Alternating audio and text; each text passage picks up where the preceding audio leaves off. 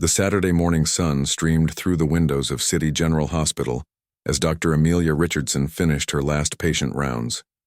She had been up since 5 in the morning, checking on post-surgery patients and reviewing medical charts. Being a heart surgeon meant her days often started before dawn and ended well past sunset, but today was different.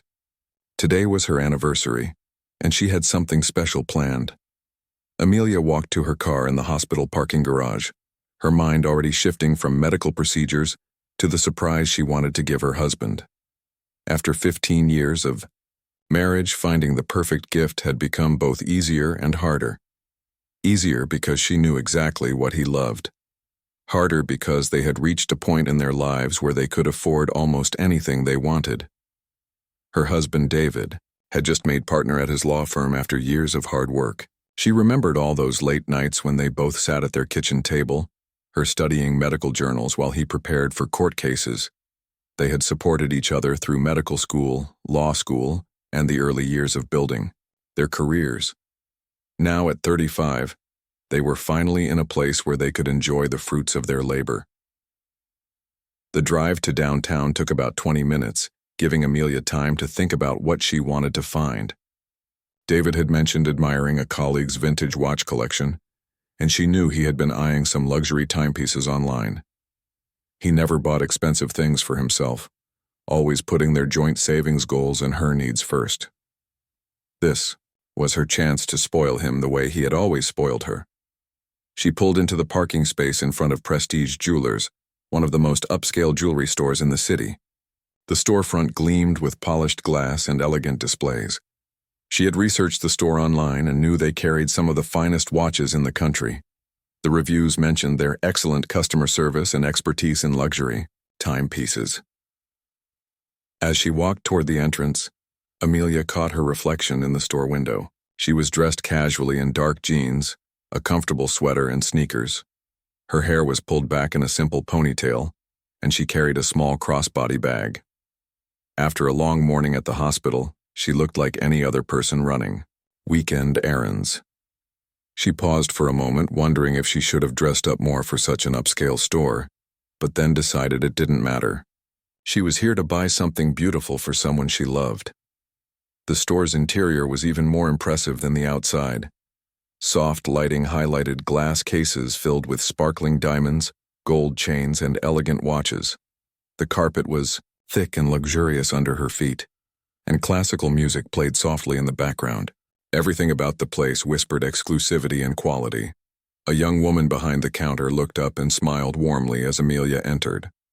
Her name tag read Lisa, and she appeared to be in her early 20s with bright eyes and a genuine smile. "Good afternoon. Welcome to Prestige Jewelers. How can I help you today?" Lisa asked, her voice friendly and professional. "Hi there," Amelia replied, returning the smile.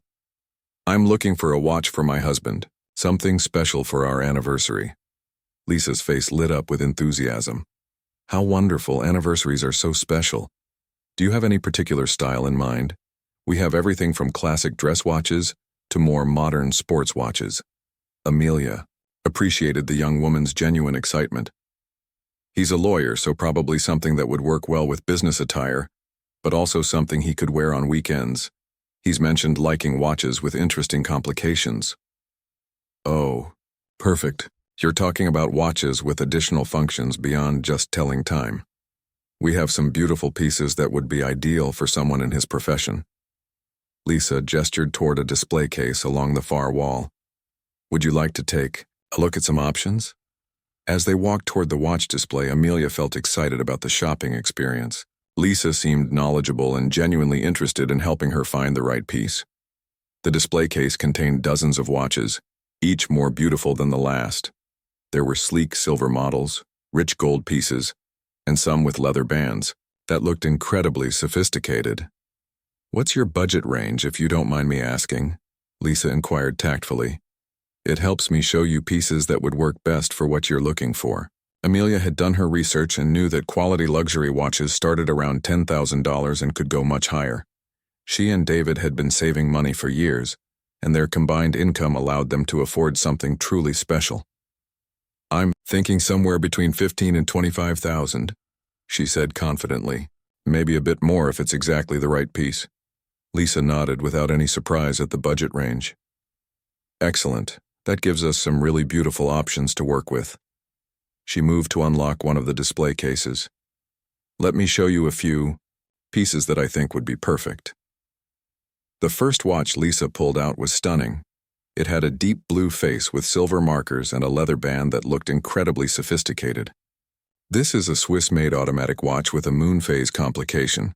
The craftsmanship is exceptional, and it has a 48-hour power reserve. Amelia held the watch carefully, admiring the weight and the intricate details of the face. It's beautiful. The blue is gorgeous. The blue dial is one of their signature colors, Lisa explained. And see this small window here? That shows the moon phases. It's both functional and adds such an elegant touch to the design. They spent the next 30 minutes looking at different options. Lisa showed her watches with chronograph functions, ones with multiple time zones, and some with skeleton faces that displayed the intricate mechanical movements inside. Each piece was more impressive than the last, and Amelia found herself genuinely enjoying learning about the craftsmanship and engineering that went into luxury timepieces. This one is particularly special, Lisa said, pulling out a watch with a sleek black face and rose gold case. It's limited edition, and the movement is completely manufactured in-house by the company. The waiting list for this model is usually 6 months, but we happen to have one in stock. Amelia examined the watch closely. The rose gold complemented the black face beautifully, and the overall design was both classic and modern. She could easily picture David wearing it to court or to dinner with clients. What makes it so special? She asked, genuinely curious about the technical aspects. Lisa's enthusiasm was infectious as she explained the watch's features. The movement has over 300 individual components, all assembled by hand. It has a 72-hour power reserve, which means David could take it off Friday night and put it back on Monday morning and it would still be running perfectly. Plus, it's water-resistant and anti-magnetic. As they continued discussing different options, Amelia felt more confident about making such a significant purchase. Lisa's expertise and patience made the process enjoyable rather than overwhelming. She was learning so much about something she had never really understood before, and she could already imagine David's excitement when he learned about all these intricate details. The shopping experience was turning out to be exactly what she had hoped for, and she was getting closer to finding the perfect anniversary gift. From his office overlooking the main sales floor, Derek Wilson had been watching the interaction between Lisa and the customer for the past 20 minutes. Something about the whole situation bothered him, though he couldn't quite put his finger on what it was. He had been managing this upscale jewelry store for 8 years, and he prided himself on being able to read customers and situations. The woman seemed nice enough, and Lisa was doing her usual excellent job with customer service. But Derek found himself feeling increasingly uncomfortable as he watched them examine watch after watch from the most expensive display case. The customer was dressed so casually, almost like she had just rolled out of bed and decided to wander into one of the city's most exclusive jewelry stores. Derek had seen all types of customers over the years. There were the obvious wealthy clients who arrived in expensive cars wearing designer clothes. There were the young tech workers who looked casual but carried platinum credit cards. There were the older customers who had been building their wealth quietly for decades. But something about this particular customer didn't fit any of those familiar patterns. He watched as Lisa showed her the limited edition rose gold watch, one of their most expensive pieces at $28,000.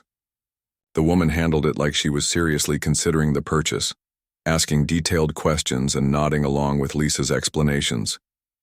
Derek shifted in his chair, unable to shake the feeling that something was off about the whole interaction. His assistant manager, Kevin, knocked on the office door and entered with some paperwork. The monthly inventory report, Kevin said, setting the folder on Derek's desk. Everything looks good. Sales are up 12% from last month. Derek barely glanced at the papers, his attention still focused on the sales floor. Kevin, you see that customer Lisa is helping? Kevin looked through the office window toward the watch display. Yeah, what about her? What do you think? Derek asked, hoping Kevin would share his concerns without him having to voice them directly. Kevin shrugged. Looks like Lisa's doing a great job. The customer seems really interested in several pieces. Why? Derek felt frustrated that Kevin wasn't picking up on what seemed so obvious to him. Don't you think it's a little unusual? The way she's dressed, just wandering in here on a Saturday afternoon looking at our most expensive watches? I guess, Kevin said slowly, not really understanding where Derek was going with this. But you know how it is these days. Some of our best customers dress pretty casually. Remember that software engineer last month? He looked like he hadn't showered in a week, but he bought 3 Rolexes for his groomsmen. Derek waved his hand dismissively. That was different. You could tell he had money. This is something else entirely. As they talked, Derek continued watching the interaction on the sales floor. Lisa had moved on to showing the customer some matching accessories, including cufflinks and a money clip that would complement whichever watch she ultimately chose. The customer was taking photos of several pieces with her phone, presumably to reference later or show to someone else. I think I should go down there and assist with this sale, Derek announced, standing up from his desk. Kevin looked confused. Lisa seems to have everything under control. She's one of our best sales associates. I know, but this is potentially a very large sale. I should be involved in transactions at this level. Derek was already straightening his tie and checking his appearance in the small mirror near his desk. The truth was, Derek had a policy of getting personally involved whenever he sensed a situation might become problematic. Over the years, he had developed what he considered a sixth sense about customers who might be wasting time, planning to negotiate aggressively, or who might not actually have the means to make the purchases they were considering. As Derek made his way down to the sales floor, he tried to think of the best way to insert himself into the situation without making it obvious that he was questioning the customer's legitimacy. He had learned to be subtle about these things, asking the right questions in a way that seemed helpful rather than suspicious. Good afternoon, Derek said, approaching Lisa and the customer with his most professional smile. I'm Derek Wilson, the store manager. I see Lisa has been taking excellent care of you today. The customer smiled back politely. Yes, she's been wonderful. Very knowledgeable and patient with all my questions. Fantastic. I noticed you've been looking at some of our finest pieces. Are you shopping for a special occasion? Derek's tone was friendly, but he was already assessing everything about the customer more closely than he had been able to from his office. It's for my husband. Our 15th wedding anniversary is coming up, and he just made partner at his law firm. I wanted to get him something really special. Derek nodded, but internally he was noting more details that bothered him. The customer's jeans looked like they came from a regular department store, not a designer brand. Her sneakers were clean but definitely not expensive. Her purse was nice, but nothing that screamed luxury. Everything about her appearance suggested middle-class comfort, not the kind of wealth that would support a $20,000 impulse purchase. That's wonderful, Derek said. Lisa, have you had a chance to discuss pricing and payment options with our customer? Lisa looked slightly surprised by the question. It wasn't unusual for Derek to check in on large sales, but something about his tone seemed different than usual. We've talked about the features and craftsmanship of several pieces. I was planning to discuss pricing once she had narrowed down her preferences. Of course, Derek said, but he was already formulating his next move. I like to make sure our customers are fully informed about our policies for high-value purchases before we get too deep into the selection process. It helps avoid any surprises later. The customer looked between Derek and Lisa, sensing a shift in the atmosphere but not quite understanding what was happening. That makes sense. What should I know about your policies? Derek seized the opportunity. Well, for purchases over $15,000, we have certain verification procedures we follow. It's really just to protect both our customers and the store. We need to verify identity and payment method before we can finalize any high-value transactions. Lisa frowned slightly. In her 2 years working at the store, she had never heard of such a policy being mentioned so early in the shopping process. Usually, payment verification happened at the point of purchase, not during the browsing phase. I see, the customer said. That's perfectly reasonable. I have my identification and credit cards with me. Derek felt a moment of satisfaction. If the customer was legitimate, she would have no problem providing verification. If she was wasting their time or had some ulterior motive, this would be where her story would start to fall apart. Excellent, Derek said. We also like to understand our customers' specific budget parameters before we invest too much time in pieces that might be outside their comfort zone. It helps us provide better service. The customer looked a bit taken aback by the directness of the question, but she answered confidently. As I mentioned to Lisa, I'm comfortable spending between $15,000 and $25,000, possibly more for exactly the right piece.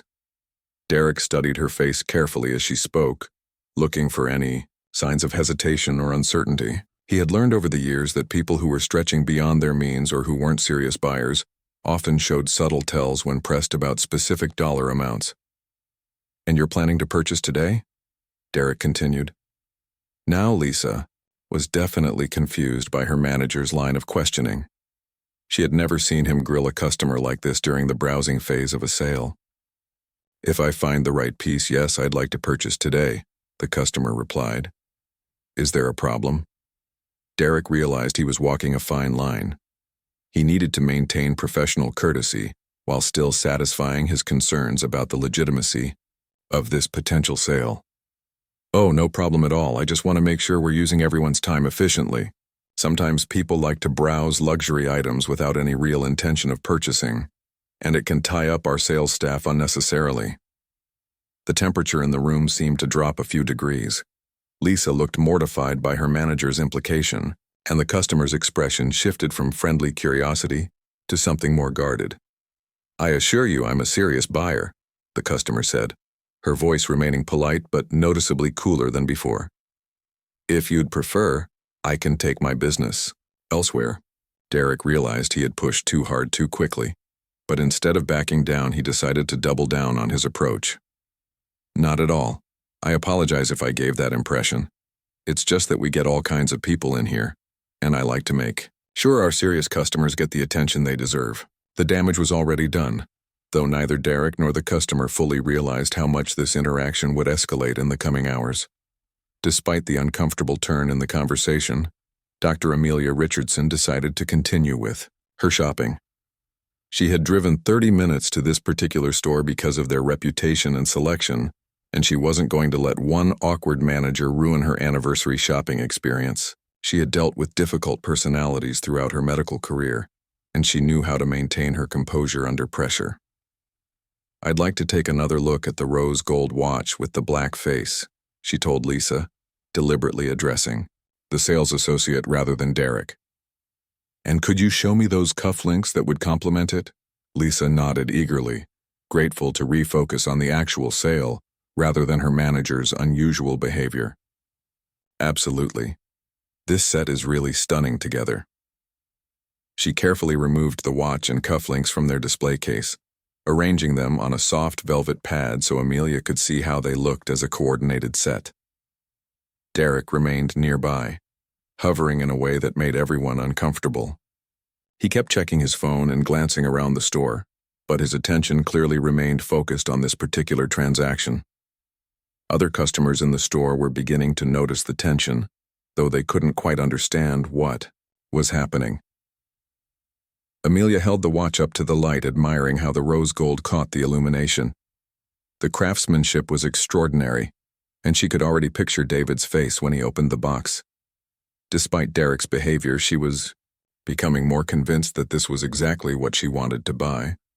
The cufflinks are perfect with it, she said to Lisa. What would the total be for both pieces? Lisa glanced nervously at Derek before answering. The watch is $28,000 and the cufflinks are $3,500. With tax, the total would be just over $34,000. Amelia nodded without hesitation. That's perfect. I'd like to purchase both pieces. Derek stepped forward immediately. Before we proceed, I'll need to see your identification and credit cards. As I mentioned, we have verification procedures for high-value purchases. Something about his tone and timing felt wrong to Amelia. She had made large purchases before, including buying a car and putting deposits on vacation rentals, and no one had ever demanded to see her payment method before she had even committed to buy. but she decided to comply, hoping to move past this awkward interaction. "Of course," she said, reaching into her purse. She pulled out her wallet and removed her driver's license and 2 credit cards. "Here's my identification, and these are the cards I would use for the purchase." Derek took the documents and studied them carefully as if he were a detective examining evidence. He looked back and forth between Amelia's face and her driver's license photo multiple times. Then he examined her credit cards, turning them over to check the signatures on the back. "Dr. Amelia Richardson," he read aloud from her license. "You're a doctor?" "Yes, I'm a cardiovascular surgeon at City General Hospital," Amelia replied, wondering why her profession was relevant to buying jewelry. Derek's expression suggested he found this information surprising, though he tried to hide his reaction. "And these credit cards are in your name?" Amelia felt her patience beginning to wear thin. "Yes, of course they're in my name. Is there a problem?" "No problem," Derek said, but he continued holding her identification and credit cards instead of returning them. "I just need to verify a few things. Lisa, why don't you continue showing Dr. Richardson other pieces while I check on this?" Lisa looked confused by the instruction, since Amelia had already decided what she wanted to buy. "She's already chosen the rose gold watch and cufflinks. Should I start preparing the paperwork?" "Not yet," Derek said firmly. "Let me handle the verification process first." Derek walked away toward the back of the store, taking Amelia's identification and credit cards with him. Amelia watched him disappear into what appeared to be an office area, feeling increasingly uncomfortable about the entire situation. "I'm so sorry about this," Lisa whispered once Derek was out of earshot. "I've never seen him act like this before. Usually, we only verify payment information at the actual point of sale." "It's not your fault," Amelia assured her, though she was beginning to seriously question whether she wanted to complete this purchase. The whole experience was leaving a bad taste in her mouth. Minutes ticked by without Derek returning. Amelia could see him through the office window, apparently making phone calls. At one point, he seemed to be reading information from her credit cards to whoever was on the other end of the line. "This is taking quite a while," Amelia said to Lisa. "How long does verification usually take?" Lisa looked embarrassed. "Honestly, I don't know. We usually just run the card at the point of sale like any other store. I'm not sure what he's doing back there." After 15 more minutes, Derek finally returned to the sales floor. His demeanor had shifted again, and he seemed more agitated than before. He was carrying Amelia's identification and credit cards, but also some additional paperwork that he hadn't had before. "Dr. Richardson," he said, his voice carrying a tone of authority that hadn't been there earlier. "I need to ask you some additional questions about this purchase." Amelia felt a surge of frustration. "What kind of questions? I've already told you everything about what I want to buy and why." "I need to understand more about your financial situation," Derek said. "This is a very large purchase, and we want to make sure everything is legitimate." The word legitimate hung in the air like an accusation. Lisa looked mortified by her manager's implication, and Amelia felt her professional composure beginning to crack. "What exactly are you suggesting?" Amelia asked, her voice remaining calm but with an edge that hadn't been there before. Derek seemed to realize he was treading on dangerous ground, but instead of backing down, he pressed forward. "I'm not suggesting anything. I'm simply following our store policies for unusual transactions." "What makes this transaction unusual?" Amelia demanded. "I'm a surgeon trying to buy an anniversary gift for my husband. I have valid identification and credit cards. What exactly is unusual about that?" Derek fumbled for an answer that wouldn't sound as problematic as his actual thoughts. "It's just that we don't often see.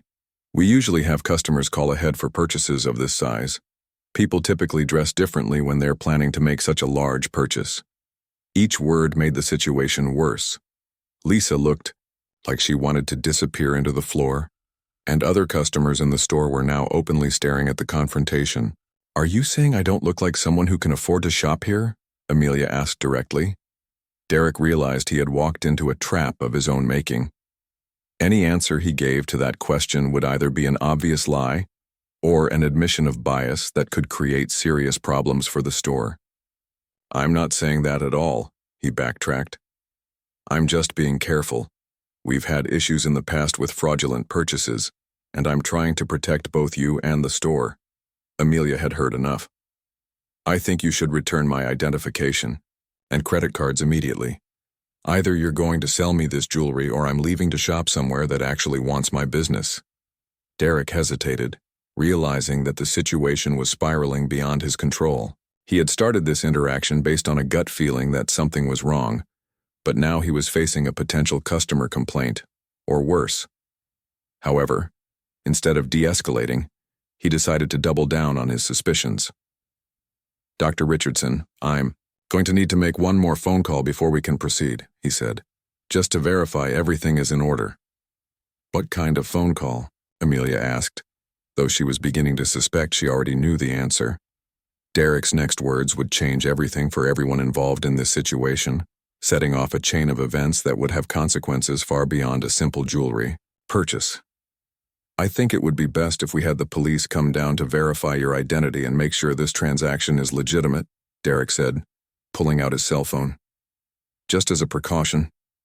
The words hit Amelia like a physical blow. In all her years as a successful surgeon, through medical school, residency, and building her practice, she had never experienced anything quite like this moment. The casual way Derek announced his intention to call the police, as if it were a normal part of customer service, left her speechless for several seconds. You're calling the police because I want to buy jewelry? She finally managed to say, her voice carrying a mixture of disbelief and growing anger. Derek was already dialing, apparently committed to his course of action. It's just a precaution. They can verify your identity and make sure everything is legitimate. Lisa stepped forward, her face pale with shock. Derek, I really don't think this is necessary. Dr. Richardson has been nothing but polite and professional. She has valid identification and credit cards. Lisa, please let me handle this, Derek said curtly, holding up a hand to silence her. I know what I'm doing. Other customers in the store had stopped pretending not to notice the commotion. Elderly couple near the diamond rings was whispering to each other while stealing glances at the scene. A young man looking at men's watches had his phone out, possibly recording. The atmosphere in the elegant store had shifted from peaceful luxury shopping to tense drama. Amelia felt a complex mix of emotions washing over her. Part of her wanted to leave immediately, to walk out with whatever dignity she could maintain, and never think about this store again. But another part of her, the part that had fought through years of challenges to become one of the city's top surgeons, refused to be driven away by someone's unfounded suspicions. I want my identification and credit cards back right now, she said firmly, and I want to speak to whoever owns this store. Derek held her documents protectively against his chest. I'll return these as soon as the police verify everything, and I am the manager here. The owner isn't available on weekends. You can't hold my identification hostage, Amelia said, her voice rising slightly. Give me my driver's license and credit cards immediately. The phone call Derek was making apparently went through because he began speaking to someone on the other end. Yes, this is Derek Wilson at Prestige Jewelers on 5th Street. I need an officer to come down here to verify a suspicious purchase attempt. Amelia couldn't believe what she was hearing. Suspicious? What exactly is suspicious about anything I've done? Derek covered the phone with his hand. Please keep your voice down. You're disturbing other customers. The irony of being told to keep her voice down when he was the one who had turned a simple shopping trip into a confrontation wasn't lost on Amelia. She looked around the store and saw that they were indeed the center of attention, but not because of anything she had done. Lisa approached her carefully. Dr. Richardson, I am so incredibly sorry about this. This isn't how we normally handle things. I don't understand what's happening. I know it's not your fault, Amelia said, trying to keep her voice calm for Lisa's sake. But I need you to understand that this is completely inappropriate. I'm a paying customer trying to make a legitimate purchase. Derek finished his phone call and turned back to them. Officers are on their way. They should be here in about 10 minutes. 10 minutes? Amelia repeated. You're making me wait here for 10 minutes because you don't think I look like someone who can afford your jewelry? It's not about how you look, Derek said, though his words rang hollow. It's about following proper procedures for unusual transactions. What's unusual about it? Amelia demanded. I walked in. I browsed your merchandise with your sales associate. I selected items I wanted to purchase, and I provided identification and payment method. That's exactly how retail transactions are supposed to work. Derek didn't have a good answer for that question, so he tried a different approach. Look, Dr. Richardson, if everything is legitimate, then you have nothing to worry about. The police will verify your identity, confirm that your credit cards are valid, and we can complete the sale. It's just a formality. It's not a formality, Amelia shot back. It's discrimination. You're treating me like a criminal for no reason other than your own bias. The word discrimination seemed to hit Derek like a physical blow. He had been thinking of his actions as good business sense, protecting the store from potential fraud. The suggestion that his behavior might be discriminatory made him defensive. I resent that accusation, Derek said. I would do this for anyone attempting to make such a large purchase under similar circumstances. What circumstances? Amelia asked. The circumstance of being a black woman in your store? The direct question hung in the air, forcing everyone present to confront what had been implicit in the interaction from the beginning. Lisa looked horrified. Other customers shifted uncomfortably and Derek's face flushed red. Race has nothing to do with this, Derek insisted. This is purely about protecting the store's interests. Then explain to me exactly what I've done. That would require police verification, Amelia challenged. Give me one specific behavior or action that justifies what you're doing. Derek struggled to find an answer that would support his position without revealing his actual thought process. The truth was that his suspicions had been based entirely on assumptions about who belonged in his store and who could afford luxury purchases. Before Derek could formulate a response, the first police car pulled up outside the store. Through the large windows, they could see two officers getting out of their vehicle and approaching the entrance.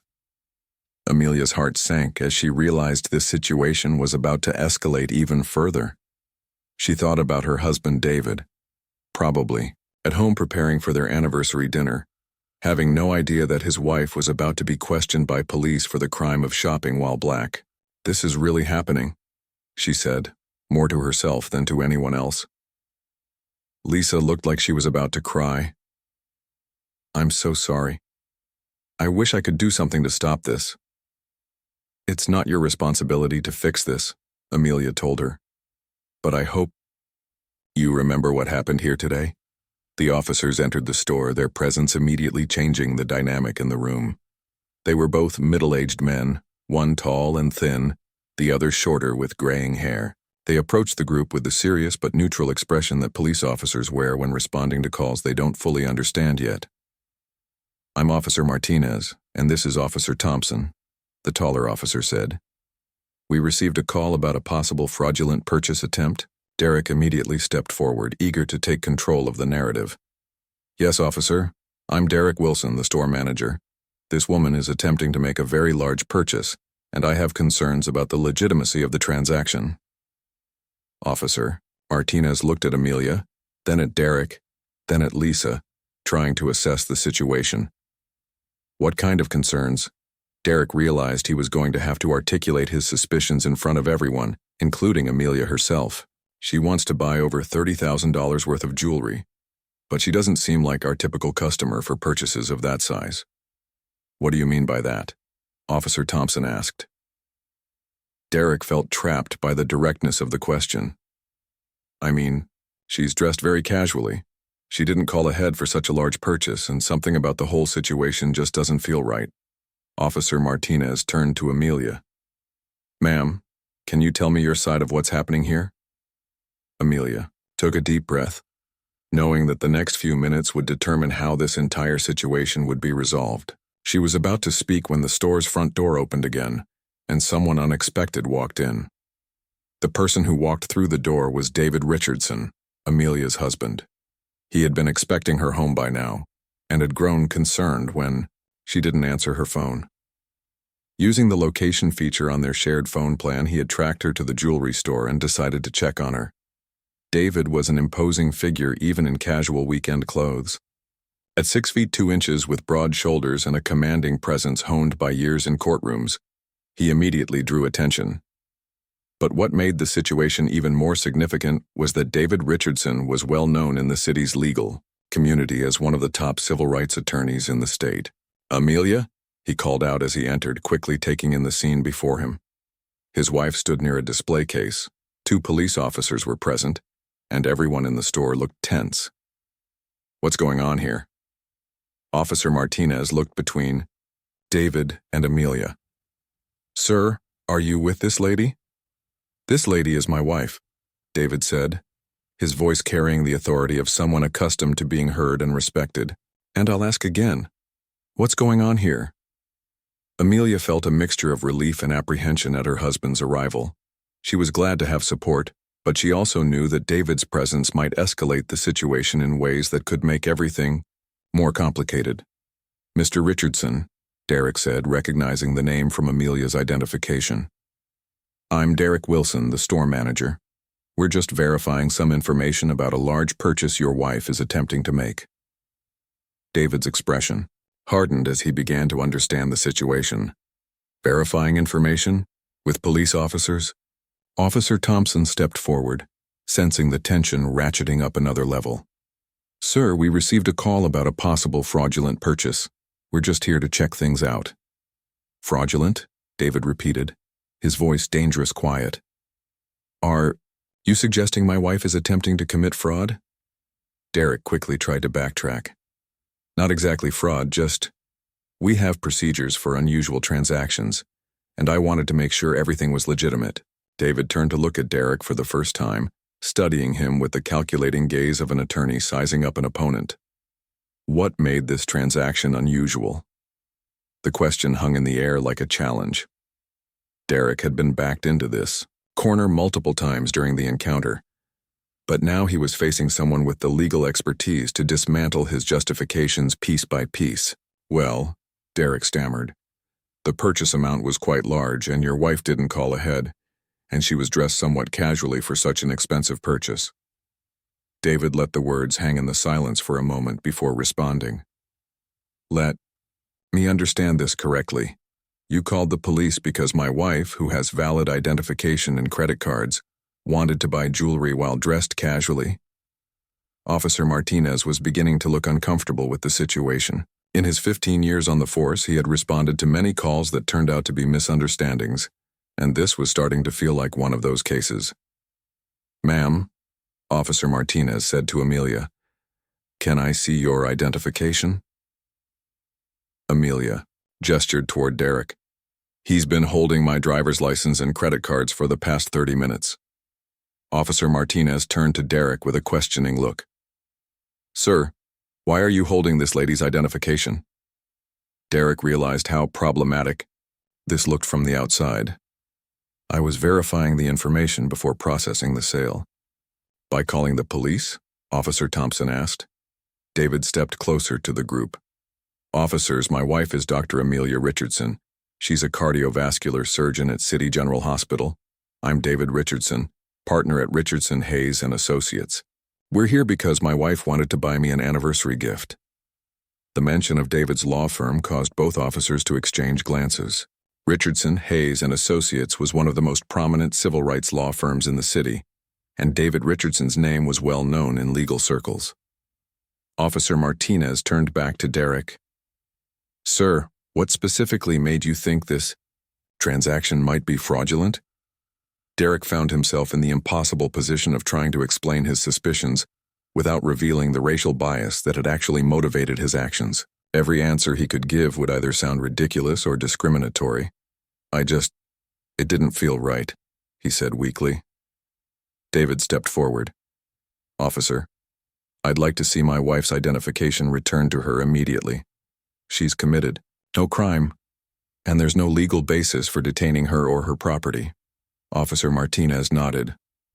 "Sir," he said to Derek, "please return this lady's identification and credit cards."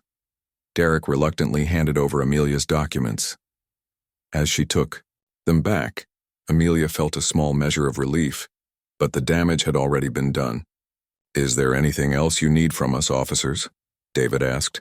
Officer Thompson shook his head. "No, sir, this appears to be a misunderstanding.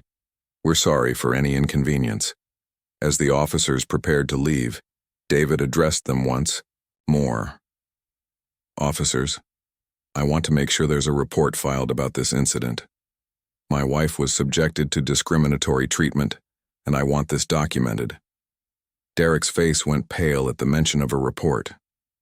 "Now wait a minute.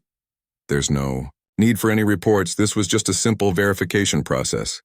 "A verification process that involved calling police because a black woman wanted to buy jewelry," David said, his voice cutting through Derek's protests.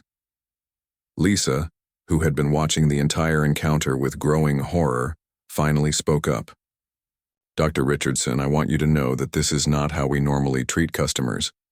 I've never seen anything like this before." Amelia looked at the young woman with sympathy. "I know it's not your fault, Lisa.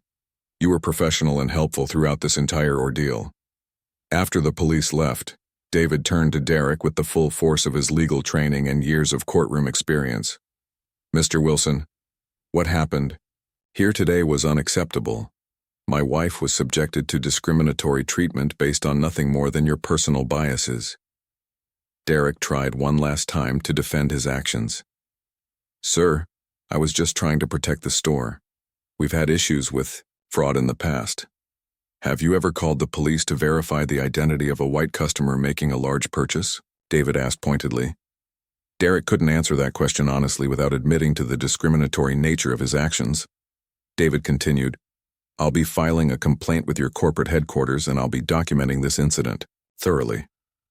What you did today was not just poor customer service, it was discrimination." Within hours of leaving the store, the incident began to have far-reaching consequences.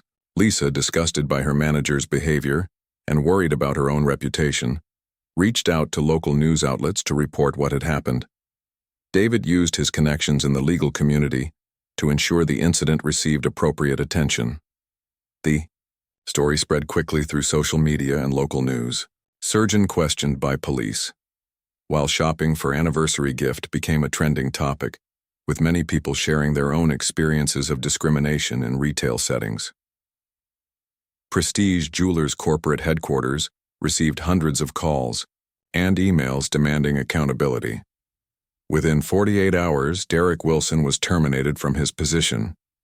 The company issued a public apology and announced mandatory bias training for all employees. Derek found himself unemployed and facing intense public scrutiny. His actions, which he had thought were just good business sense, had cost him his career and damaged his reputation in ways that would follow him for years. The store eventually reached out to Amelia and David, offering to donate $50,000 to a civil rights organization of their choice and establishing a scholarship fund for minority students pursuing careers in medicine and law. Amelia never did buy that anniversary watch from Prestige Jewelers. Instead, she and David found a different store where they were treated with the respect and dignity that should be standard for all customers. The watch she ultimately chose was beautiful, but the story behind it became something much more significant than just an anniversary gift. The incident served as a catalyst for broader conversations about racial profiling in retail environments and the assumptions people make about who belongs in certain spaces. For Derek Wilson, it was a harsh lesson in how unconscious bias can have devastating consequences. For Amelia and David Richardson, it became part of their ongoing commitment to fighting discrimination wherever they encountered it. The story reminded everyone involved that respect and dignity should never be luxury items, regardless of what store you're shopping in or what you're trying to buy.